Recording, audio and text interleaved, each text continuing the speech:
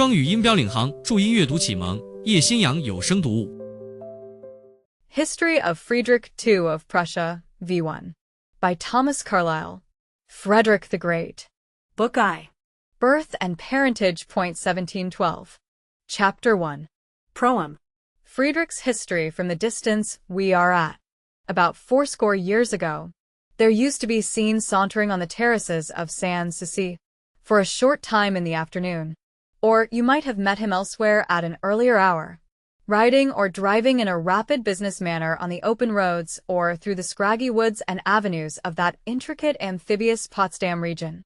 A highly interesting lean little old man, of alert though slightly stooping figure, whose name among strangers was King Friedrich II, or Frederick the Great of Prussia, and, at home among the common people, who much loved and esteemed him, was Vater Fritz, Father Fred, a name of familiarity which had not bred contempt in that instance. He is a king every inch of him, though without the trappings of a king, presents himself in a Spartan simplicity of vesture. No crown but an old military cocked hat, generally old, or trampled and kneaded into absolute softness. If new, no scepter but one like Agamemnon's, a walking stick cut from the woods, which serves also as a riding stick with which he hits the horse between the ears, say authors. And for royal robes, a mere soldier's blue coat with red facings, coat likely to be old, and sure to have a good deal of Spanish snuff on the breast of it, rest of the apparel dim, unobtrusive in color or out, ending in high over-knee military boots, which may be brushed and, I hope, kept soft with an underhand suspicion of oil, but are not permitted to be blackened or varnished. Day and Martin with their soot-pots forbidden to approach. The man is not of godlike physiognomy, any more than of imposing stature or costume. Close-shut mouth with thin lips, prominent jaws and nose, receding brow, by no means of Olympian height. Head, however, is of long form, and has superlative gray eyes in it. Not what is called a beautiful man, nor yet, by all appearance, what is called a happy. On the contrary, the face bears evidence of many sorrows, as they are termed, of much hard labor done in this world, and seems to anticipate nothing but more still coming. Quiet stoicism, capable enough of what joy there were, but not expecting any worth mention, great unconscious and some conscious pride, well tempered with a cheery mockery of humor, are written on that old face, which carries its chin well forward, in spite of the slight stoop about the neck, snuffy nose rather flung into the air, under its old cocked hat, like an old snuffy lion on the watch, and such a pair of eyes as no man or lion or lynx of that century bore elsewhere, according to all the testimony we have. Those eyes, says Mirabeau, which, at the bidding of his great soul, fascinated you with seduction or with terror. French, portant, Au gré de son âme héroïque. La séduction ou la terreur, en French. Mirabeau. French, Histoire secrète de la Cour de Berlin. And French, Lettre 28? September 24th, 1786, page 128, in edition of Paris, 1821. Most excellent, potent, brilliant eyes, swift-darting as the stars, steadfast as the sun, gray, we said, of the azure-gray color, large enough, not of glaring size, the habitual expression of them vigilance and penetrating sense, rapidity resting on depth, which is an excellent imbination, and gives us the notion of a lambent outer radiance springing from some great inner sea of light and fire in the man. The voice, if he speak to you, is of similar physiognomy, clear, melodious and sonorous. All tones are in it, from that of ingenuous inquiry, graceful sociality, light flowing banter, rather prickly for most part, up to definite word of command, up to desolating word of rebuke and reprobation. A voice the clearest and most agreeable in conversation I ever heard, says witty Dr. Moore. View of Society and Manners in France, Switzerland and Germany, London, 1779. 246. He speaks a great deal, continues the doctor. Yet those who hear him regret that he does not speak a good deal more. His observations are always lively, very often just, and few men possess the talent of repartee in greater perfection. Just about 70 years ago, AD 1856, 17th August, 1786, his speakings and his workings came to fineness in this world of time, and he vanished from all eyes into other worlds, leaving much inquiry about him in the minds of men, which, as my readers, and I may feel too well, is yet by no means satisfied. As to his speech, indeed, though it had the worth just ascribed to it and more, and though masses of it were deliberately put on paper by himself, in prose and verse, and continue to be printed and kept legible, what he spoke has pretty much vanished into the inane, and except as record or document of what he did, hardly now concerns mankind. But the things he did were extremely remarkable, and cannot be forgotten by mankind. Indeed, they bear such fruit to the present hour as all the newspapers are obliged to be taking note of, sometimes to an unpleasant degree. Editors vaguely account this man the creator of the Prussian monarchy, which has since grown so large in the world, and troublesome to the editorial mind in this and other countries. He was indeed the first who, in a highly public manner, notified its creation, announced to all men that it was, in very deed, created, standing on its feet there, and would go a great way, on the impulse it had got from him and others, as it has accordingly done, and may still keep doing to lengths little dreamt of by the British editor in our time, whose prophesyings upon Prussia, and insights into Prussia, in its past, or present or future, are truly as yet inconsiderable, in proportion to the noise he makes with them. The more is the pity for him, and for myself too, in the enterprise now on hand. It is of this figure, whom we see by the mind's eye in those Potsdam regions, visible for the last time 70 years ago, that we are now to treat. In the way of solacing ingenuous human curiosity, we are to try for some historical conception of this man and king, some answer to the questions. What was he? then, Whence? how? And what did he achieve and suffer in the world? Such answer as may prove admissible to ingenuous mankind, especially such as may correspond to the fact which stands there, abstruse indeed, but actual and unalterable, and so be sure of admissibility one day. An enterprise which turns out to be, the longer one looks at it, the more of a formidable, not to say unmanageable nature, concerning which, on one or two points, it were good, if conveniently possible, to come to some preliminary understanding with the reader. Here, flying on loose leaves, are certain incidental utterances, of various date.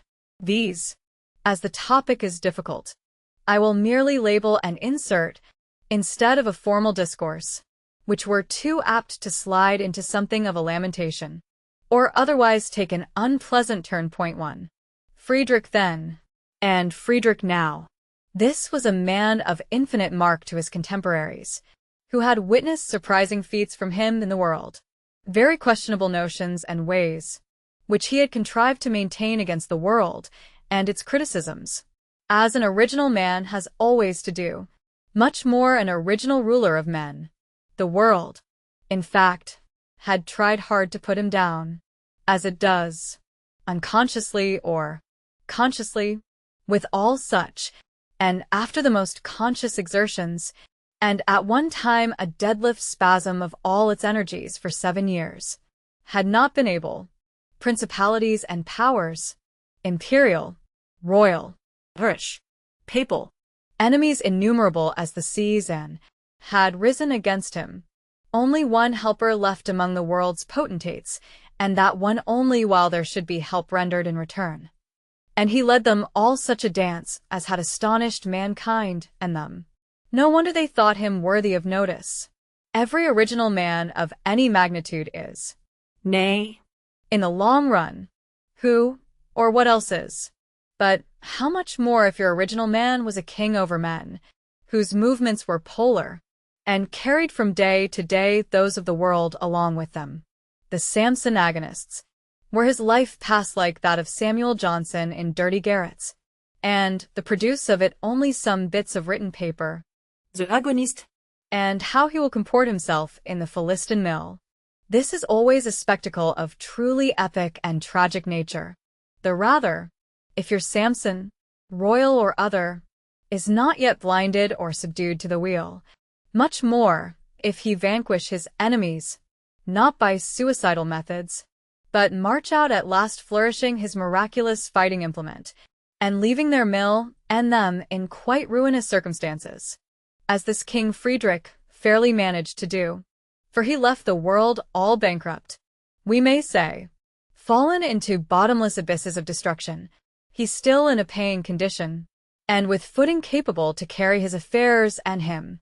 When he died, in 1786, the enormous phenomenon since called French Revolution was already growling audibly in the depths of the world. Meteoric electric coruscations heralding it, all round the horizon. Strange enough to note, one of Friedrich's last visitors was Gabriel Honoré Riquetti, Comte de Mirabeau. These two saw one another. Twice. For half an hour each time. The last of the old gods and the first of the modern titans, before Pelion leapt on Ossa, and the foul earth taking fire at last, its vile mephitic elements went up in volcanic thunder. This also is one of the peculiarities of Friedrich, that he is hitherto the last of the kings, that he ushers in the French Revolution and closes an epoch of world history, finishing off forever the trade of king. Think many, who have grown profoundly dark as to kingship and him.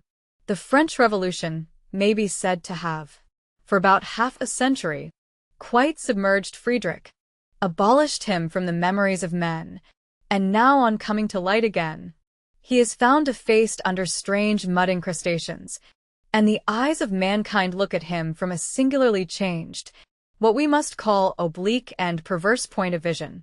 This is one of the difficulties in dealing with his history, especially if you happen to believe both in the French Revolution and in him, that is to say, both that real kingship is eternally indispensable, and also that the destruction of sham kingship, a frightful process, is occasionally so. On the breaking out of that formidable explosion and suicide of his century, Friedrich sank into comparative obscurity, eclipsed amid the ruins of that universal earthquake, the very dust of which darkened all the air, and made of day a disastrous midnight, black midnight, broken only by the blaze of conflagrations, wherein, to our terrified imaginations, were seen, not men, French and other, but ghastly portents, stalking wrathful, and shapes of avenging gods. It must be owned the figure of Napoleon was titanic, especially to the generation that looked on him, and that waited shuddering to be devoured by him.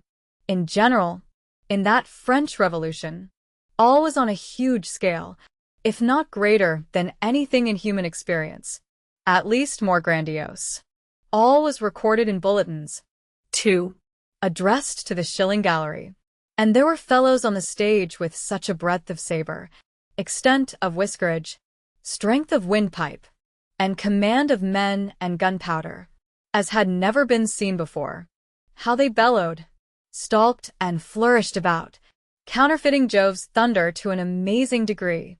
Terrific draw-cancer figures, of enormous whiskerage, unlimited command of gunpowder, not without sufficient ferocity, and even a certain heroism, stage heroism, in them, compared with whom, to the shilling gallery, and frightened, excited theatre at large, it seemed as if there had been no generals, or sovereigns before, as if Friedrich, Gustavus, Cromwell, William Conqueror, and Alexander the Great were not worth speaking of henceforth. All this, however, in half a century is considerably altered. The draw-cancer equipment's getting gradually torn off. The natural size is seen better. translated from the bulletin style into that of fact and history. Miracles, even to the shilling gallery, are not so miraculous. It begins to be apparent that there lived great men before the era of bulletins and Agamemnon. Austerlitz and Wagram shot away more gunpowder. Gunpowder probably in the proportion of 10 to 1 or 100 to 1, but neither of them was 10th part such a beating to your enemy as that of Rossbach, brought about by strategic art, human ingenuity and intrepidity, and the loss of 165 men. Leuthen. 2. The Battle of Leuthen, though so few English readers ever heard of it, may very well hold up its head beside any victory gained by Napoleon or another. For the odds were not far from 3 to 1, the soldiers were of not far from equal quality, and only the general was consummately superior, and the defeat a destruction. Napoleon did indeed, by immense expenditure of men and gunpowder, overrun Europe for a time. But Napoleon never, by husbanding and wisely expending his men and gunpowder, defended a little Prussia against all Europe, year after year, for 7 years long, till Europe had enough, and gave up the enterprise as one it could not manage. So soon as the draw-cancer equipments are well torn off, and the shilling gallery got to silence, it will be found that there were great kings before Napoleon, and likewise an art of war, grounded on veracity and human courage and insight, not upon draw-cancer rhodomantade, grandiose dicturpanism, revolutionary madness, and unlimited expenditure of men and gunpowder. You may paint with a very big brush, and yet not be a great painter, says a satirical friend of mine. This is becoming more and more apparent, as the dust whirlwind and huge uproar of the last generation gradually dies away again. Point 2. 18th century. One of the grand difficulties in a history of Friedrich is, all along, this same, that he lived in a century which has no history and can have little or none. A century so opulent in accumulated falsities, sad opulence descending on it by inheritance, always at compound interest, and always largely increased by fresh acquirement on such immensity of standing capital. Opulent in that bad way as never century before was, which had no longer the consciousness of being false. So false had it grown, and was so steeped in falsity, and impregnated with it to the very bone, that in fact the measure of the thing was full, and a French Revolution had to end it. To maintain much veracity in suo an element, especially for a king, was no doubt doubly remarkable. But now, how extricate the man from a century? How show the man, who is a reality worthy of being seen, and yet keep his century, as a hypocrisy worthy of being hidden and forgotten, in the due abeyance? To resuscitate the 18th century, or call into men's view, beyond what is necessary, the poor and sordid personages and transactions of an epoch so related to us, can be no purpose of mine on this occasion. The 18th century, it is well known, does not figure to me as a lovely one, needing to be kept in mind, or spoken of unnecessarily. To me the 18th century has nothing grand in it, except that grand universal suicide, named French Revolution, by which it terminated its otherwise most worthless existence with at least one worthy act, setting fire to its old home and self, and going up in flames and volcanic explosions, in a truly memorable and important manner. A very fit termination, as I thankfully feel, for such a century. Century spendthrift, fraudulent bankrupt, gone at length utterly insolvent, without real money of performance in its pocket, and the shops declining to take hypocrisies and speciosities any farther. What could the poor century do? But at length admit, well, it is so. I am a swindler century, and have long been, having learned the trick of it from my father and grandfather, knowing hardly any trade but that in false bills, which I thought foolishly might last forever, and still bring at least beef and pudding to the favorite of mankind. And behold it ends, and I am a detected swindler, and have nothing even to eat. What remains but that I blow my brains out, and do at length one true action? Which the poor century did, many thanks to it, in the circumstances. For there was need once more of a divine revelation to the torpid, frivolous children of men, if they were not to sink altogether into the ape condition. And in that whirlwind of the universe, lights obliterated, and the torn wrecks of earth and hell hurled aloft into the empyrean, black whirlwind, which made even apes serious, and drove most of them mad, there was, to men, a voice audible, voice from the heart of things once more, as if to say, lying is not permitted in this universe. The wages of lying, you behold, are death.